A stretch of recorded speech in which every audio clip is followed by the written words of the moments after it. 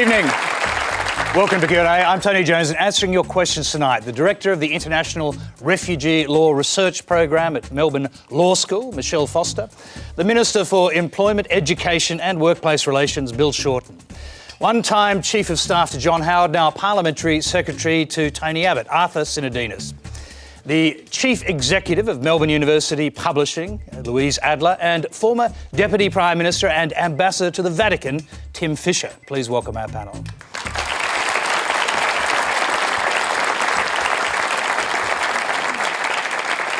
Thank you. As usual, we're being simulcast on ABC News 24 and News Radio, and you can join the Twitter conversation with the hashtag that just appeared on your screen. Our first question tonight comes from Kate Applegarth. Prime Minister Rudd's new policy that asylum seekers will have no chance of being settled in Australia if they come by boat surpasses John Howard's Pacific solution in terms of a hardline approach and effectively places him to the right of Tony Abbott on this issue. Is Kevin Rudd's new policy his children overboard moment? And will it win him the election? Michelle Foster, let's ask you first. Okay, sure. Thanks for the question. Look, I've got quite a lot to say about whether or not it complies with international law, but I'll answer your question about the politics of it. I think what we can see in this policy is another in a very long line of policies that's designed to provide a short-term quick fix to what is in essence a very complex global phenomenon. We've tried so many times, time and again, to come up with some kind of policy that can make the problem disappear. We've tried this before. We've tried mandatory detention. We've tried detaining people in the middle of nowhere in Australia. We've tried sending people to other countries. We've even tried to make ourselves disappear by excising the mainland. And I think there are some in the community that will feel quite cynical about this policy. On the other hand, I do despair sometimes about the nature of this debate, and I worry that because it is so difficult to have a complex debate about a complex issue, that there certainly will be some in the community who will feel that this policy is a favourable one. So, I mean, I'm not sure that I can say whether it will win votes or not. I think it's a complex issue. I think some will be cynical, others, because of the nature of the debate, will be looking for this sort of short-term, quick fix solution. Bill Shorten, is this Kevin Rudd's children overboard moment? Will it win him the election? No, it's not the children overboard moment. And in answer to Kate's question about where does this put Labor vis-a-vis Liberal, this has not been an easy issue, and I agree with what Michelle said, that it is a complex problem, that there aren't simple solutions to this challenge. And nor is it wrong for people to want to come to Australia. All of us, bar Indigenous Australians, someone in our family made a decision to come here. This is the best country on earth. But what I also know is that it is not right-wing or left-wing to be compassionate to make sure that the people smugglers don't get to exploit vulnerable people seeking to come to Australia. It is not right-wing or left-wing to say to people in camps who don't have the money to pay people smugglers that the places we have available for humanitarian relief have been taken up by people who've been used by people smugglers to get here. Australia is not a mean country in terms of taking refugees. It is a global problem. Ultimately, the best solutions are through the region and through the UN. But what I do believe is that if we can do something to stop people thinking that they can pay money to unscrupulous people who will put them out to sea in harm's way, well, then I think that this has to be pursued as part of a raft of solutions. OK, you didn't answer the question about the politics of it. If you get a big endorsement in tomorrow's news poll for this new policy, will the push for an August election become irresistible? No, what I think about this policy is that Australians just want to see an answer. I actually think Australians get that it's not as simple as one part of the answer will solve all the challenge. 23 million people live in Australia. So you're saying you won't be watching very closely to see how the public reacts in the news poll? Just ignore that, will you? No, you don't ignore things, but on the other hand, I don't want, to be fair, Tony, I don't want people dumbing the debate down, as Michelle said, to simple propositions. What we want to do here is say to people who think that by paying people smugglers, they somehow get a particular opportunity at risk of their own lives. We just want to say that that isn't the way to have a humanitarian relief program. It isn't the way to run an immigration policy. It is not sustainable compassion to say that the status quo is acceptable. Anyone who thinks that the current status quo is acceptable is saying to people, it's okay to risk your lives, come in unsafe boats, to come here be ripped off by criminals.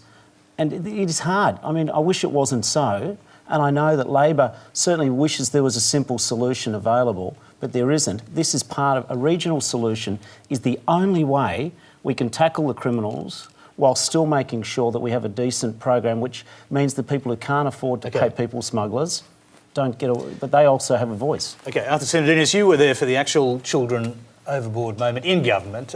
Is this Kevin Rudd's children overboard moment, is it going to change politics and win him the election? Look, Kate, to your question, the first point I'd make is, as someone who's the son of migrants and has had the benefit of being brought up in this country, when I was working in the Howard office and the Tampa, for example, came along, our reaction was not, oh, this is fantastic, this is a great issue we can exploit. Our concern was the public will think we can't control the borders if the people on that boat can decide that rather than go back to Indonesia, they can commandeer the boat and make it come to Australia. Now, why do we concern ourselves with control of our borders? Because, like a lot of Australians, and indeed like Kevin Rudd on occasion, I'm one of those people who believes in a bigger Australia. Now, that can be a bit controversial because people say, have we got the infrastructure, the environment for it? Is our environment too fragile for it? But during that period, when we were controlling our borders effectively... How big, by the way? Well, look, I can come to that, but let me answer Kate's question first. But my question was about Kevin Rudd's... Yeah, I understand, but my point is this. If you want to support a strong nation-building immigration program, you've got to be able to persuade the Australian population that we can control our borders. We have an orderly program to do that. So what we did was to put in place a suite of policies to achieve that. And that was against the backdrop of a commitment on both sides of politics to having one of the most generous refugee and humanitarian programs in the world on a per capita basis. And yes, we can talk about potentially what the size of that program might be in the future if we want to do more in a world where there's equitable burden sharing. But I don't resile from the fact that you have to take strong measures from time to time and make sure you have an orderly process of controlling the borders. I don't equate compassion with just saying to people, if you're able to pay a people smuggler to get you in a boat and get you to Australia, you're lucky enough to be processed. Okay, can I interrupt you there? Because to go to the question was about Kevin Rudd's policy, whether that's actually changed politics, whether it could win him the election. It sounds like, in a general sense, you're endorsing his policy. I'm not endorsing his particular policy in the sense of saying whether it's good or bad politics, because the great mistake that's been made on this issue in Australia is many people on the left have thought that this was just an issue the coalition invented in order to wedge the other side of politics. This is a serious policy issue. That's why I'm giving you this answer. This is about control of our borders, and we need to be serious about that. And yes, have the broader debate about how more compassionate we can be, but let's have it in that context. If you ask me about the politics of this, the fact of the matter is, because over a 6-year period, Labor has zigged and zagged so much on this issue, and there are so many questions over the Papua New Guinea solution, I think most Australians will be cynical about the motives behind this latest change and the fact that it can be reviewed within 12 months. We still don't know the cost. We don't know how many people ultimately can be resettled in Papua New Guinea. They won't take people who are not assessed to be refugees. The fact of the matter is it's a 12-month stitch-up, a fix, to get Kevin through the election. That's what Kevin is doing. Tony was right at the beginning of this program. He's ticking all these boxes, trying to get down, reduce the areas where we have a lead, then try and focus the election on the areas where he has a lead or perceives he would have a lead in terms of policy issues and go from there. Louise Adler. Well, I find it very difficult because I think that we're hearing such mixed messages from both sides of politics. Successive governments, in my view, have failed to recognise the humanity at the centre of this humanitarian problem. I find it absolutely extraordinary that we are sitting here having heard our Prime Minister talk about a compassionate Australia last week, and in the next breath talking about that no asylum seeker coming here on a boat will be accepted onto Australian shores. I think that's absolutely reprehensible. I think you're mixing up a whole bunch of ideas here around the venality or not of we have a phone call coming in. I think that's Tony Abbott. I think that's the Leader of the Opposition saying, Arthur, listen to Louise. I thought I'd turn it off. Yeah. I hope I'm on message. It's probably just Barry Humphries calling you. Don't worry about it. So, just to kind of try to articulate the problem from where I sit, and I'm no expert. I'm neither a politician nor a law refugee expert. I'm simply another child of migrants, and it seems to me that this whole issue has been one that's dogged successive governments without a proper account of humanity at the centre of it. And I keep on thinking about John Stanhope, who's the administrator on Christmas Island, last week talking about the fact that there's a baby boy, a little baby, sitting in his morgue, lying in his morgue, and whose name cannot be named, he cannot be identified. His parents have disappeared, probably drowned at sea, and we have no idea of the humanity of that child. And I think to myself, I'm a mother, most of the people in this audience are children or mothers or fathers. How do we feel about the idea of a little baby in a morgue lacking an identity? Are we as Australians, never mind what politicians tell us, are we as an Australian community prepared to accept that? Are we prepared to live with that kind of image on our conscience? OK, we'll discuss this more in a little while. Tim Fischer? Just to say that I also think of the people in the Navy and customs boats carrying out those horrific duties at sea in dangerous circumstances. Kate Spera fought for them. But yes, politics do get wrapped up in these big decisions. We are in a democracy, after all, just ahead of an election. It's a complex problem. I think we actually ought to focus more on the source of the problem, on the countries like Sri Lanka and others, and boost our defence attaché network, who can make a difference. For 2 years, under Labor, there were 0 boats from Sri Lanka. Why? Because we had people like Kathy Klugman, High Commissioner, roving ambassador, go through the fishing coast, say it's illegal, it's dangerous, it's deadly for you to get on boats. And they engaged the Sri Lankan Navy. They got criticised for doing so. But for 2 years, 0 boats by going right to the source of the problem. Today, we don't have a defence attaché in Sri Lanka. We should, on the ground. He's based in Delhi. We should have a Sri Lanka defence attaché unit, but equally from Delhi to Dubai, we should be increasing our defence attachés because they can make a difference at cutting off the problem at the source, a very complex set of problems, Papua New Guinea being just one part of a possible solution, depending on implementation. Tim, briefly, your own side of politics, that is Tony Abbott, possible future Prime Minister, says he will use the Australian Navy to turn back boats. That's a better solution, he says, than all of these other ones. So what do you say to that? Well, Jim Moylan and others have very carefully explained on some of the ABC programs it can be done, it was done, but it's still better to cut it off at the source so there's less pressure. And we're all, I think, unanimous about trying to save people from being drowned at sea between Australia and the countries to our north and northwest, most notably. OK, let's go to our next question. It's from William Bertolo. Thank you, Tony. My question is directed to Bill Shorten. In Papua New Guinea, 50% of women have experienced forced sex. 2/3 of women have experienced domestic violence. Homosexuality and transsexuality are both illegal. Mr. Shorten, how can you support a party leader that wants to completely reject the right to seek asylum as granted by the Universal Declaration on Human Rights and send those seeking a better life or a new life to a country with widespread human rights issues of its own?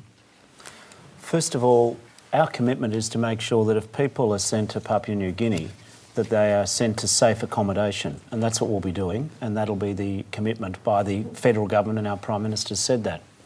But I don't accept that it is safe to ignore the people smugglers and to have a model which says that if you pay these people, you crowd 100 people onto an unseaworthy vessel, that's $1 million that the people smugglers get, and then what happens is that you send them to sea, and the promise that the people smugglers make is that, yes, it may be dangerous, and yes, some of you may die, but if you get to Australia, you'll get permanent settlement here.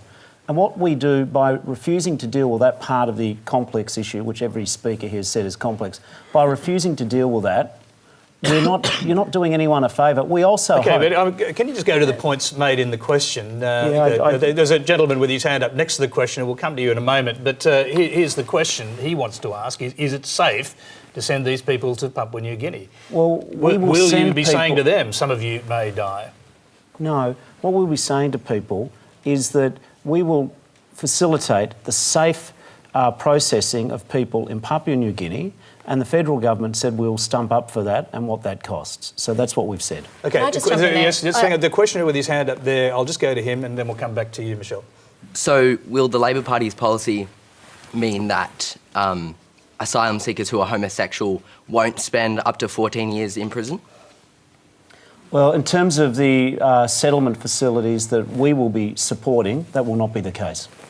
Can I just jump in? Because I think, William, you've really touched on some important issues here. I think this policy is in clear violation of international law. I think we need to be absolutely clear about that. And I've got really 3 key concerns, but I'll go straight to your concern. Article 33 of the Refugee Convention is clearly the core obligation, and it basically says we cannot return or transfer an asylum seeker or a refugee to a place where they fear persecution. Now, there are good reasons to fear that certain categories of asylum seekers would directly fear persecution in Papua New Guinea. You've touched on exactly the issue. In fact, the government hasn't mentioned that we actually grant refugee status to women fleeing domestic violence and sexual violence in Papua New Guinea. The numbers aren't high, but there's several decisions, even in the last year, of the Refugee Review Tribunal recognising women from Papua New Guinea. So this is a refugee-producing country that we're thinking of sending women, homosexual people, potentially children as well, too. So there's key concerns there. The other issue is not only that we have to be concerned that we're not sending people to a place of persecution, we also have to make sure that that place won't in turn send people back home. And I mean, Bill Shorten just touched on the issue of processing. It's incumbent upon Australia to ensure that if people are sent to Papua New Guinea, there is an adequate system of refugee status determination. Because if the system is flawed and people are not adequately processed, they will be sent home in violation of international law. Now, the problem is Papua New Guinea has absolutely no track record in refugee status determination. In fact, until January this year, there wasn't even any legislation about refugees. There is now legislation, but the UN High Commissioner for Refugees has said that it's in violation of international law. It doesn't comply with its obligations. Can I just interrupt there? You've said in violation of international law a few times. Is it in violation of Australian law? If there are challenges to the High Court, as there was, of course, a challenge, a successful one, with the Malaysian solution. In this case, it seems a lot more difficult to do that. It's an excellent question, and it's true that the answer isn't as clear-cut. If we were asking that question 2 years ago, prior to the Malaysia case, or at least immediately after the Malaysia case, I think the argument would be fairly straightforward. Not to go into too much detail, but essentially the reason the Malaysia solution was found to be invalid was that at the time our Migration Act had certain protections in it that essentially made sure that if we were to transfer a person to another country, that transfer was in accordance with international law. It was incumbent upon the minister at the time to make sure that an adequate system of processing was set up and that rights would be accorded to asylum seekers and refugees.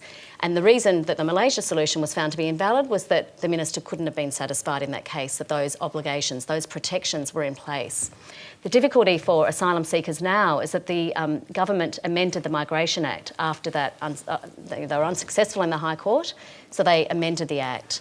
It now provides much broader discretion for the minister. I don't think it's impossible to challenge. I certainly think there are arguments. Clearly, it is in violation of international law, and if the High Court were willing to interpret that discretion in a way that required it to be operated or exercised, taking into account international legal obligations, then certainly I think the government does have a hard case here. OK, I'm going to go to our next question, and I'll bring the other panel in after that. The next question is from Nancy Laginestra. Yes, in view of the fact that the boat arrivals will now be processed in Australia and not allowed to settle here ever, what will happen to the unaccompanied minors and also family members who already have family in Australia? So they won't be processed in Australia, they'll be processed outside of Australia. Yes. But you're asking what will happen to the unaccompanied minors processed outside of Australia. Yes. Bill Shorten, what's the answer to that? We will be making it clear that if you buy a ticket, if you pay money to a people smuggler, you will not be settled in Australia. What if you're underage? I heard the question. So what that means is everyone. And I know that in the short term, some people say, oh, that's terrible. Well, let's also be straight. I think it's terrible to perpetuate a business model where a shonk and an unsafe ship can sell you a ticket, which will mean that you or your family could drown. And if we were going to have a football match at the MCG, large sporting stadium in Melbourne, and if you knew 100,000 people were coming to the grand final, and if you knew that 4% or 4,000 were not going to get home safely and then we're going to die, you'd cancel that football game quite reasonably. And that is why when I hear the discussion about compassion, it is not compassionate to hold out a proposition which will see so many people exploited by unscrupulous people and let them drown. In addition, going back to what I think is important here, is we take Australia is not a mean country. We take 180,000 migrants and make them Australians every year. Now, at the moment, we are taking more refugees than ever before, 20,000, and our government has said that we'd consider lifting that to 27,000. Bill, I'm sorry, Bill. The percentages you're talking about go are, right ahead. what is it, 0.03% of the world's refugees actually find a place in Australia. To suggest we're carrying our load, we're sharing in the drama of 46 million people circling the world, trying to find safe harbour, to find safety and, Louise, fleeing from persecution. Louise, some of what you said, I completely agree with. There are nearly 46 million refugees, displaced people in the world. Australia ain't going to take them all. Okay, but I'm going to just take us back to the question. I just want to confirm what the questioner asked. Tony, I was here when Louise interrupted me and she made it a point. Sure, I and I let her interrupt me, so did you. But you had gone off subject, to be fair. I'm sorry. And we wanted to actually just confirm Tony, that simple Louise thing. has made this... I'm not going to... I don't believe that we are a mean country. And when Louise says that Australia's not doing the heavy lifting, actually, out of the 22 countries in the world who have a dedicated resettlement program, we are third only to Canada and the United States. And on a per capita basis, we do take more refugees. Yeah. So I get this is a difficult issue, but I don't think we do ourselves a service by telling Australians we're not doing I'm going to interrupt you again, just to absolutely confirm the question, or the answer to the question. So children, unaccompanied by their parents or any adults, will be sent to Papua New Guinea in spite of the dangers you've heard of in the other question. Is that correct? Where it is safe to do so. Well, could I just say that? What does that mean? Could I just say that at the moment, the children who were in Papua New Guinea have been brought back to Australia because it is unsafe. Yes. So, I mean, I can't see how you could possibly... I mean, the Minister of Immigration is actually also the guardian of unaccompanied children. So he has an obligation to act in their best interests. Now, I can't possibly see how he could make the case. So does the government know, and can you guarantee the safety of children sent in this manner from asylum seeker boats and processed in another country? That is the only basis upon which you can do that. But also, let us be... How long will it take before you can do it? Because you can't do it now, can you? I'm still going to do the courtesy, just follow up on your first question and the lady's question, where it is safe to do so. But also, let's understand the consequences of what we're saying. If we say that you should never send children where it is safe to do so to another part of another country as part of a regional resettlement, then what you do is you create the incentive to put a whole lot of unaccompanied minors on boats. And that is also a dangerous thing to be perpetuating. Tony, on the matter of meanness, can I just make a point? Japan must rate as one of the meanest countries in the world. It has 5 times Australia's population, takes 1/10, in fact, for decades, has taken next to 0 refugees. Yes, they do very good things. Shinkansen's now been operating for 50 years and so forth. But on the actual question of meanness, this country, even Pope Benedict, asked for some fast-track Iraqi visas for Iraqi bomb victims when I was ambassador there in Rome, and Australia let them through the front door in a clear-cut decision. OK, a small number, but don't disparage Australia's efforts to take people through the front door under John Howard and under subsequent Prime Ministers. OK, after Sinodinos, I'll take you back to the series of questions that were asked there. I mean, we're talking about the safety of the Papua New Guinea solution. Also, the question has arisen as to whether unaccompanied minors will end up being processed outside of Australia with no recourse to lawyers or to Australian facilities. It's unfortunately the case that when you do this sort of policy, and there are 11 paragraphs to the policy, there's a memorandum of understanding to come, costs haven't been figured out, there are questions around the fate of certain groups, what happens to people who are not accepted as refugees in PNG, where do they go? The issue of how you treat certain people who may, under PNG law, have problems there, just raises the issue we had at the beginning, which is this is a policy on the run designed to last 12 months. And unfortunately, I think what's going to happen is that the government is hoping that, you know, the message that's sent about PNG is such a chilling message that all of a sudden people will stop coming. But our experience over the years is that the people smugglers test your resolve. That's right. And so what's going to happen is that this policy will be tested, and there'll be lawyers, of course, and Michelle alluded to that, who will test the policy as well. So I don't think the policy creates any greater certainty. And the more days we spend debating this, coming back to your original question, Tony, about the politics of this, and the more this looks like unravelling, the more it looks like a good idea at the time, in inverted commas, which again becomes unravelled because the detail has not been nailed down. And the unfortunate downside of this is that along with what we've done to our relationship with Indonesia with respect, we are now in a situation where we're endangering aspects of our relationship with PNG.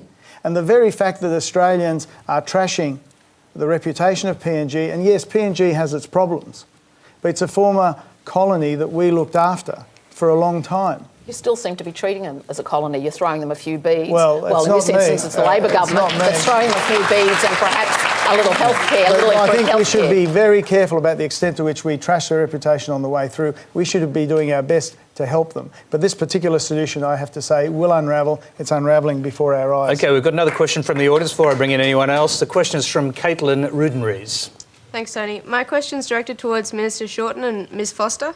The recent riots on Nauru have been reported to have begun due to halts in the processing of people's claims for asylum in Australia.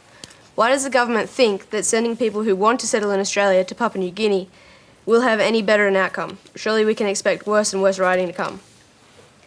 Yeah, I mean, I might address that first. I think because one of the questions is, obviously, is this actually going to make any difference? As you say, surely people will still want to come to Australia. So this idea that it will actually stop the boats, I think, is something that needs to be addressed. I think several panel members have already made assertions along the lines that there's a queue, that there's some orderly system, that we need a rational system, that people should wait in the queue, that they should go back to Indonesia. I think it's really important for us to understand why people are getting on boats. First point I want to make is that over 90% of these people are genuine refugees. They're the statistics that the Department of Immigration releases.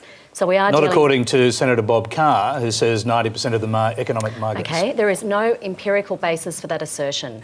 Senator Carr made those comments at a time when the assessment of refugees had actually halted. So I understand, so from August last year, the government implemented this no advantage policy, which essentially means that people have to just sit and not be processed here in Australia or in Nauru or in Manus Island, wherever they are, they're just not being processed. So how can you possibly make an assertion about the reasons that people have left their country if you haven't even heard their claims? There was absolutely no basis on which to make that assertion. What we do know is that historically, and up until just last year, over 90% of the people arriving by boat are found to be refugees. Now, you may say, I'm going to get you to draw to a conclusion. OK, if I just say really quickly, the reason why although they may be somewhere like Indonesia or Malaysia, that you might say, why do they get on a boat? The reason is there is no protection worthy of its name in our region. If I showed you the map that the UNHCR produces, it shows a map of the world with all the countries that have not ratified the convention in red, and you see Australia surrounded by the red countries. There is nowhere for people to seek protection on the way from their destination, from their source countries, to Australia. Well, Papua New Guinea has ratified the convention, which is how they're able to do this. It's also made several really important reservations, which means that it's made exemptions for itself, so it won't agree to provide education, work, housing. The rights that refugees are entitled to re-establish a life with dignity are actually not, those rights have been exempted from Papua New Guinea. So, all right, Bill Shorten. And bear in mind, the question was about the rioting on Nauru, and that being a sort of foretaste of what might happen in Papua New Guinea. If that happens, won't the policy unravel? Yeah, I did remember the question. In terms of withdrawing, in terms of... Not unique, but unusual. Thank you. Listen, in terms of Nauru, that's one of the questions I asked today before coming on here. The report and the investigation hasn't concluded. The riots have just happened. So I can't tell you why there's been those riots on Nauru. But in terms of your question about... even if we don't know the reason, how can we guarantee that you don't see those scenes? Well, the first thing is to make sure that the place that people are being accommodated in is safe. I did listen carefully to what Michelle had to say. The part of the announcement about a regional resettlement agreement, including Papua New Guinea, is that PNG has to withdraw all its reservations from the convention. So I think the points that Michelle were making are valid points, but I also understand PNG has said that they'll withdraw their reservations. And when we debate this whole issue of how do we take refugees in Australia, again, I'm going to return to this point, which I think is important. We're a country of 23 million people. Despite what some people say, we're not an ungenerous country. We have 250,000 Australians are born each year. Our population grows by that. We take 180,000 migrants. Australia has an immigration policy which brings people in for family reunion, which brings people in for skills, also brings in refugees. There are 45 million refugees in the world. With the best will in the world, we can't take the sort of numbers that we see some people would like us to take. I also know that in Australia, whilst, you know, I too, like two of the other panellists, are the son of a migrant, I also know that if we want to keep growing our population, it's important that we do it in a sustainable, compassionate way.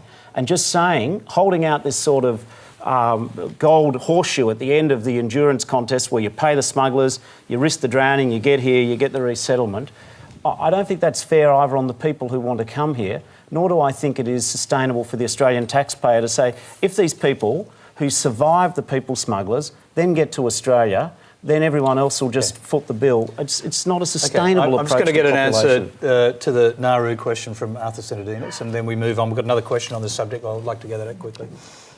In terms of what the rights... Well, actually, the question's got a hands up again. I'll just go back to you. Go ahead. Just what you were saying, Bill Shorten, about the safety. If something like this could happen at the camp at Nauru, then was it really safe for people to be resettled there in the first place? We don't know all the circumstances. We don't know if there was any criminal activity. We don't know if it was a failure of the authorities. I'm not going to leap to the conclusion about what's caused it, but one thing I don't immediately assume is that the people running the resettlement operation on Nauru are automatically to blame as the first instance, and we've got to find out what's really happened. So I'm not saying your point's wrong. What I'm saying is we don't know, and until we do, I'm not going to leap to blaming one group or another in this issue. All right, I'll come back to you on that, Arthur. Let's go to another question on this subject. It's from Geet Giganagay. I'm the Greater Western Sydney Young Labor President, and for a while now I've been grappling with how to best deal with asylum seekers that come by boat. I'm of the belief that Rudd's policy reform regarding asylum seekers is a harsh yet necessary step. However, this view is not held by the majority of my friends and counterparts of the left side of youth politics, leaving me somewhat alienated in my section of the political sphere. So I ask, am I a monster for believing that the PNG solution is a good solution to a very complex problem? Louise Adler. I don't know you, but I don't think you're a monster. You know, I don't want to presume. Okay. You know, I'm not sure, but I hope not. Or we're all got an inner monster, dying to get out. But I do think it's a sort of attenuated way to get there. But it does feel to me as if the language we're hearing from both sides of politics here, from Labor and Liberal sides, is the politics of xenophobia, the politics of cultivating in us a fear of our borders, a fear of invasion, a fear that we're a porous place and that we're going to be swamped by these people, particularly people who are not Anglo-Saxon. We don't need to go into details, but there's this whole anxiety being cultivated. And forgive me, I hear from both sides dog whistling, an attempt to create in us, the Australian community, a sense of anxiety about this place and that refugees are going to come here, they're going to get something for nothing, they're going to have plasma televisions and they don't deserve it. And so I think if I can be clear about it, because I feel okay, I'm going to go back to our question. He's got his hand up there. Go ahead. Look, I would love to see more refugees come here. I think it's beautiful, like a beautiful country and a multicultural country that we live in. I just think I would hate to see more people dying at sea, and also, you know, I would love to see more people come through the humanitarian intake program that we currently have in place. Yeah, Louise, can I just get you to weigh this up? It's a moral question, isn't it? I mean, 1,100 plus, we don't know exactly how many, but at least 1,100 people died, drowned, trying to get to this country since 2007. I mean, can you weigh that into the equation and think it's not only bad reasons that people are against this? Well, I think that the demonisation of the people smugglers, for example, we spent a lot of time tonight listening to Bill talk about, you know, the vile, you know, I think you use the language of economic rationalism to talk about it. No, they're talking about a business model. Criminals, Louise. Yeah, criminals and business models and products and customers. All of this dehumanises the fact that we have got people who feel persecuted, who are seeking refuge in Australia. So it seems to me that that's the moral point. Please, can I just come in here? Yes, you can. With the greatest of respect, people smugglers battening on the life savings of some of these people, right? They're not heroes, right? They're prepared to take risks. They're prepared to disable boats, right? They don't care. They're not the Marquis from, you know, the Second World War. And the other thing is, what if you are a person persecuted in those countries who doesn't have the dosh? Or what if you're the person who is living in a camp in the Middle East or some other areas? The UNHCR, excuse me, I want to finish this. The UNHCR is about to seek $5 billion to deal with the refugee outflows from Syria. Now, what role should Australia play in that regard? Right?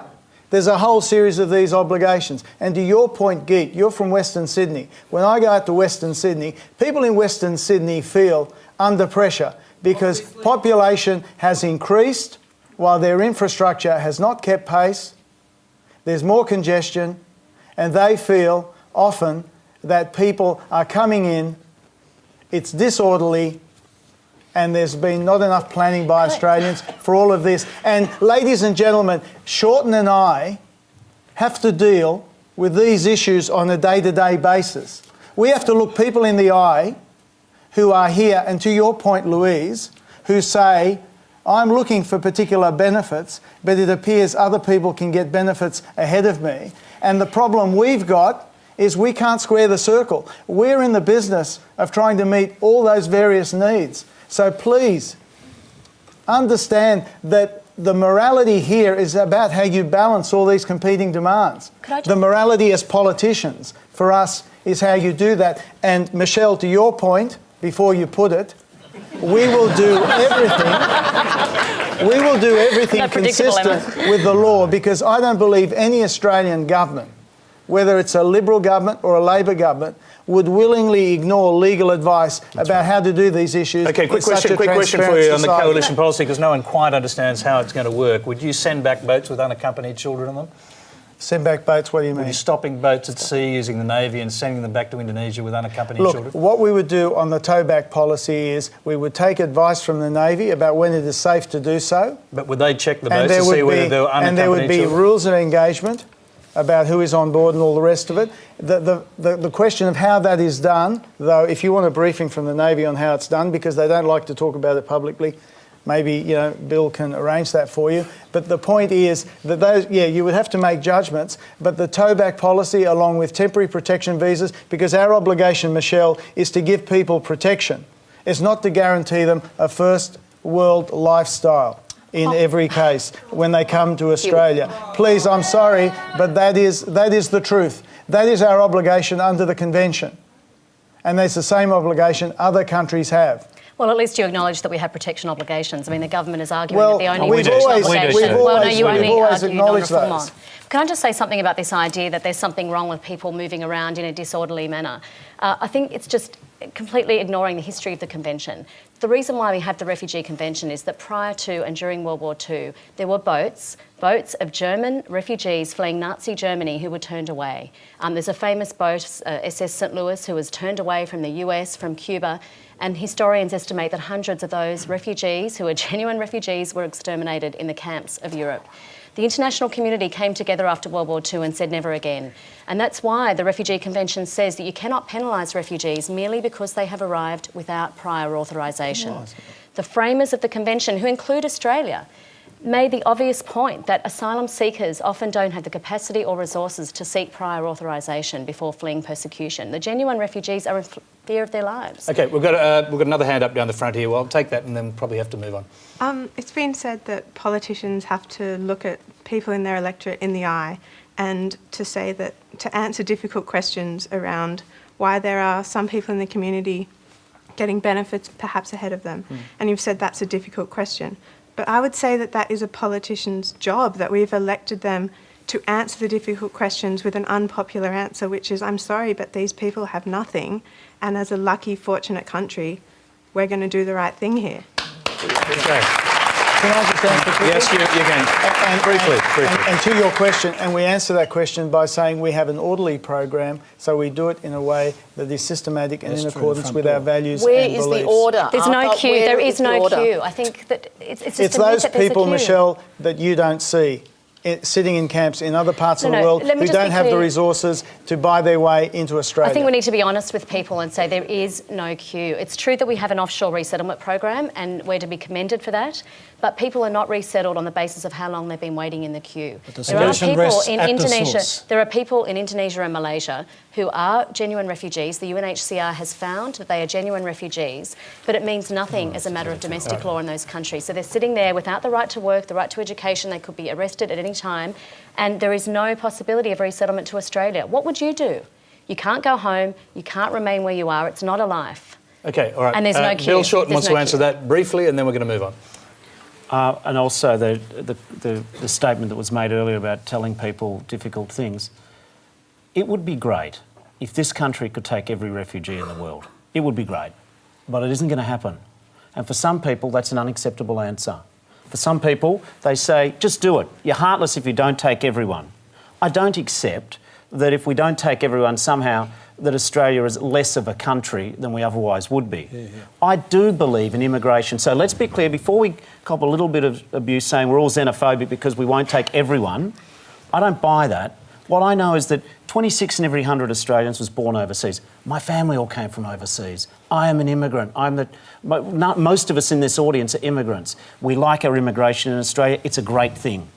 But because I love our immigration, because I love the fact that I want to keep trying to build towards being a pro-immigrant big Australia, I also know that there's a certain number of people this country can take each year, overall.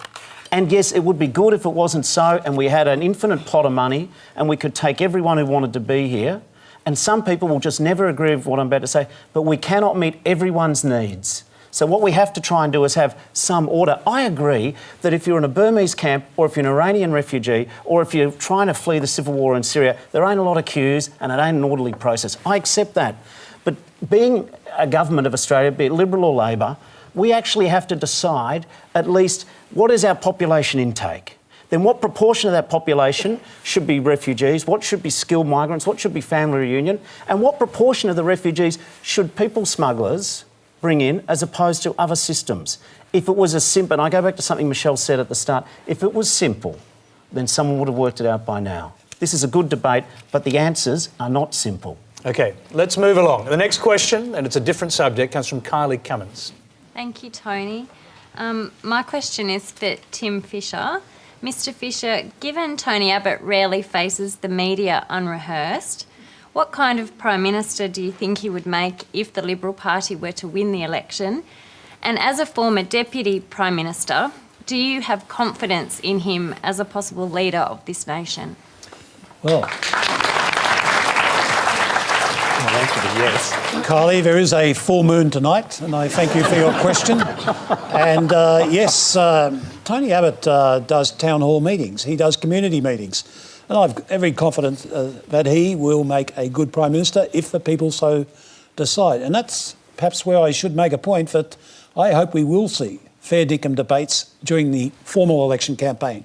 I hope we will see fair dinkum town hall meetings from both sides of politics and that there will be a concordat that they won't send in the goons to bash up and wreck those town hall meetings because people want to be engaged. People want a chance to have the sort of dialogue that Q&A allows each week, and they are sick to death of having two 50-minute bursts from a leader on the during the course of the campaign in the morning, and then another one late in the afternoon, and then the choreographies and the planners all lock them up again until the next morning. That's the sort of stuff that's not going to fly during this next election campaign.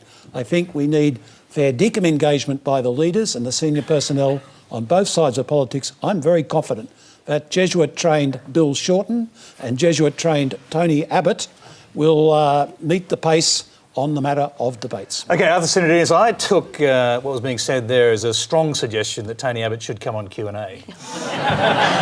What do you say?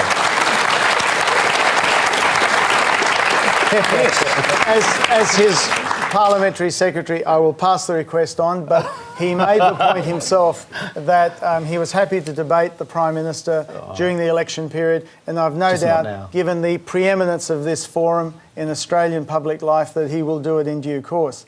Can I answer your question? We just hate that word, that phrase, in due course. Well, during the election. Okay. Can I just quickly, on this question of Tony and being rehearsed and all the rest of it, one of the reasons the coalition is in the position it is today is as competitive as it is when 2 terms into a new government, we should still have been on the mat, is because Tony has been quite disciplined in the approach he's taken publicly. And there's an old rule that when you get sick and tired of saying something, maybe it's getting through the public. But the other side of Abbott, and the side I think you would see of him as a Prime Minister, is that you use the pejorative phrase, in inverted commas, of economic rationalist. Well, he believes in economics as a means to an end, and he's very interested in what the ends of policy are. And I think you find he's someone who's particularly interested in how we bring the people on the margins of society into the mainstream. And the speech he made, and I suggest you read it, about Indigenous policy and his commitment to work in Indigenous communities and take senior public servants out there for a week, a year. And the work he's done with Noel Pearson and others, this guy actually takes a big interest in people on the margins. And I think that would be one of the signature themes, if you like, of his prime ministership. This is a very complex bloke. He's a boxing blue and he's a Rhodes Scholar. He can walk and chew gum at the same time. He's a complex man who would make a very good Prime Minister. You could argue he could punch you and talk to you. There's a young man just threw his hand up there. Go ahead. Mr Fischer and the previous speaker both mentioned that they'd like to see more debate and that you have confidence in Tony Abbott's leadership. Why is it, though, that Tony Abbott and Liberal candidates across the field have been refusing to have debates with their Labor counterparts all over the nation? That's true. Well, the National Party have not been refusing, and we'll step up as Barnaby Joyce steps up every other day, and many of our other candidates, Michael McCormack. And look, this goes to the heart of what we want, a fair dinkum election campaign, let the people decide, and hopefully it won't be another minority parliament. OK, I'm going to move on. Our next question comes from Lucy Coles. Julia Gillard has reportedly signed a book deal with Penguin Australia. Would a memoir have the ability to change the public's perception of Gillard? And will she be remembered for the highlights of her career and the reforms she introduced? Or will Gillard's achievements always be overshadowed by the negative media coverage and factional politics which marked her term?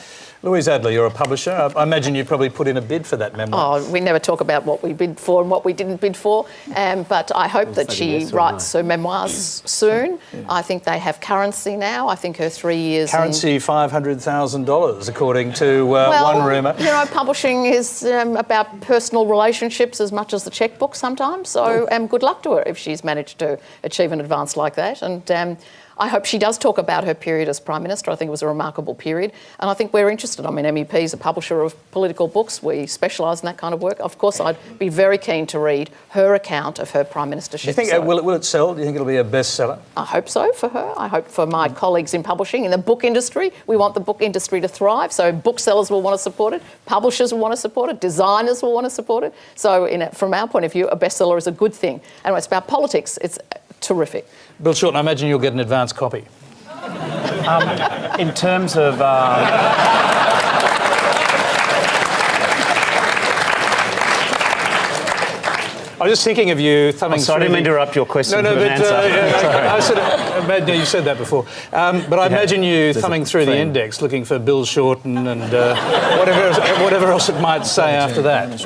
It is important when you buy a political book to check the index first, because otherwise you mightn't read it. Listen, in answer to Lucy's question about what will the Prime Minister Gillard be remembered for, I think she'll be remembered for her achievements in a difficult set of circumstances. A minority parliament is we haven't seen it in the federal sphere since the 1940s. When I wasn't born then, so I didn't even see that.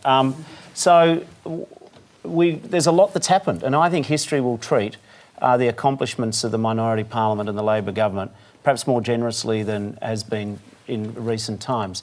And I just submit to you to contemplate when I say that, superannuation is going to go up, so that's better for people's retirement savings.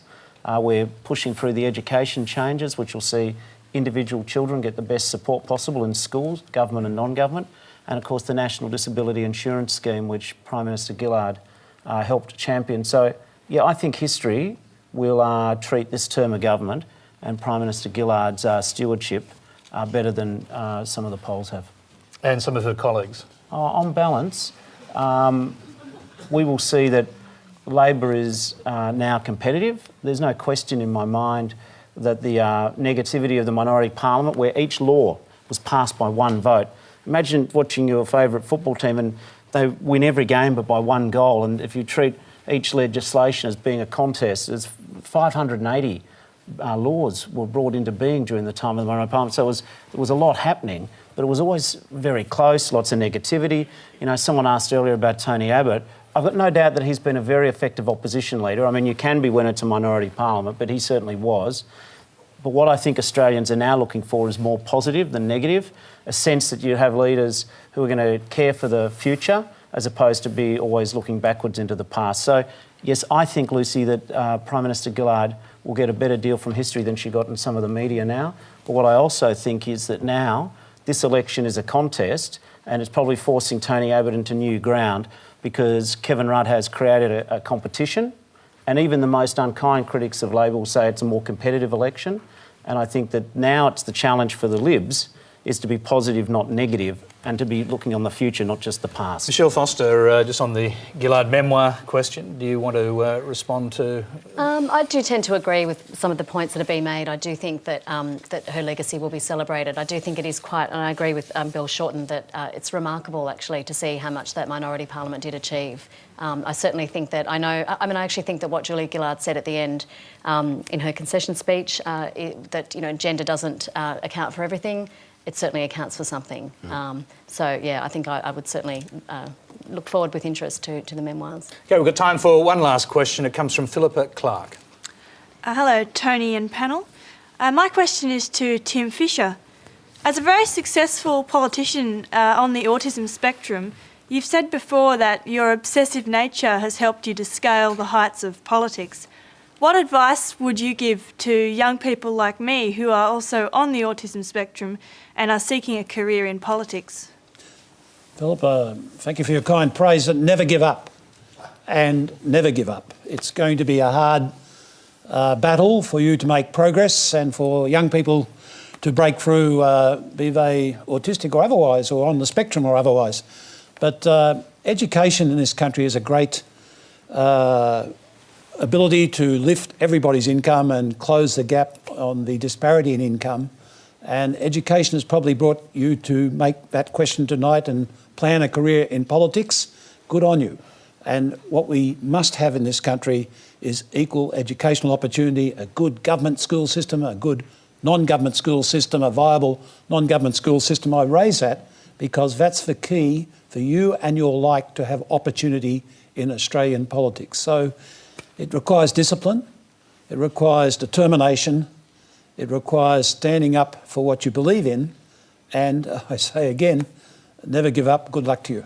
Tim, what about this idea that you have to be a little bit obsessive, that your obsessive nature sort of helped in politics? You've got to drill down true on the issues.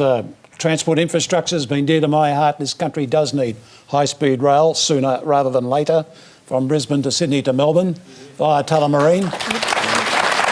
But that's obsessive, yeah, but it's something I've researched over the years. Likewise, agriculture badly needs a strategic framework to take this country forward, to boost its food production in a sustainable way and to get ready for the climate chaos that is unfolding. Is that obsessive? Well, I think it's sensible. Louise Adler. I hope that you will mentor the young lady up here, because I think it'd be fantastic if she would be willing. I think it'd be wonderful. Clearly you were a little obsessive, given the list that we just got there, but it's only obsessive who get things done in this world and change things. So hopefully you'll take her on and give her some instruction, if she'd like to. Democracy. Democracy. Arthur Sinodinos, you've only really recently become a politician yourself. Have you noticed sort of creeping obsessive qualities happening? I think politics is a vocation. It's not like other jobs. It has tremendous highs and tremendous lows. There are times when you feel like, why did I get into this? Because the media scrutiny, not so much brings out your strengths, but relentlessly exposes your weaknesses, and you have to be ready for that. But if you want to make a difference, and one of the reasons I came back into the political process more directly, is you've got to be on the inside. You've got to be on the inside, and you've got to be prepared to back yourself. And the other thing is, the other piece of advice I'd give is always, to the extent possible, be yourself. Yes, people say that, you know, you have to compromise, in inverted commas, being part of a political party. Well, yes and no. You've got to be pragmatic, but on the road to somewhere, to a set of principles, and always stay true to those principles and why you're there and what you want to believe in.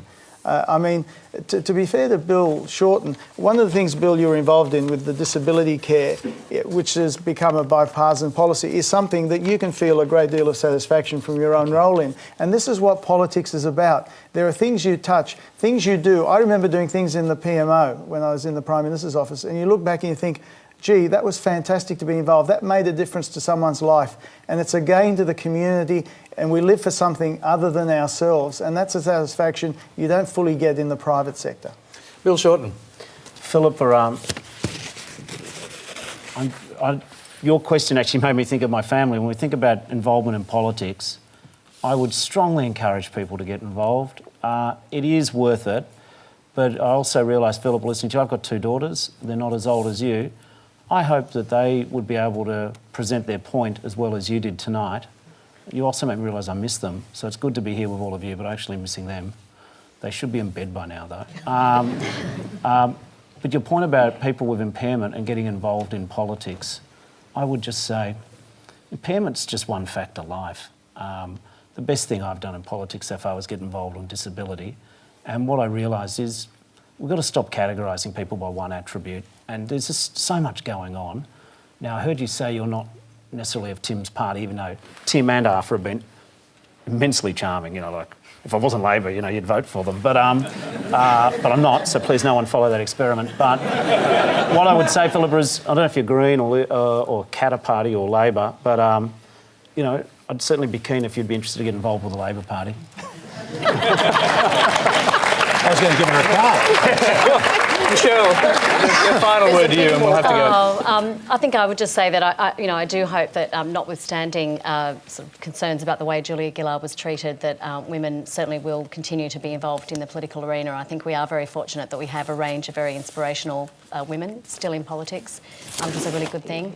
I guess I'd also really hope that, and I'm not sure, I think this is probably just a utopian hope, that we could move away from this obsession with polls, because I think you're talking about being obsessive, and I think what's clear to me is that for anyone to litigate their particular concern, you have to have such fortitude, because it can be really difficult to explain to people, you know, the benefits of a long-term policy when we're so concerned about how this is going to poll in 2 weeks. It makes it really incredibly frustrating for politicians who actually believe in policies, who want to implement policies that, you know, have a life beyond a term or even, you know, a 2-week poll. So, yeah, I think that there's certainly some room for improvement, and maybe the media has a role in that as well, to stop being so obsessed about polling. Well said, Michelle. That's where we'll have to leave it tonight. Please thank our panel, Michelle Foster, Bill Shorten, Arthur Sinodinos, Louise Adler and Tim Fischer.